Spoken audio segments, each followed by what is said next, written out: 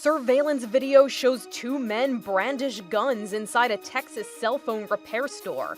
But their weapons didn't intimidate the men behind the counter. Police in Arlington released this video showing the fearless father and son who own the store take on the would-be robbers. They struggled with the man who jumped over the counter and didn't even flinch when his accomplice pulled out another gun. As the armed men try to make their escape, the dad tries to pull one of them back into the shop. The owner told local media he thought the guns might be fake, but one of them was left behind at the scene, and police say not only was it real, it was loaded. Cops say they advise against fighting off armed robbers, and now they're hoping someone will recognize these men in the video and turn them in. For InsideEdition.com, I'm Mara Montalbano.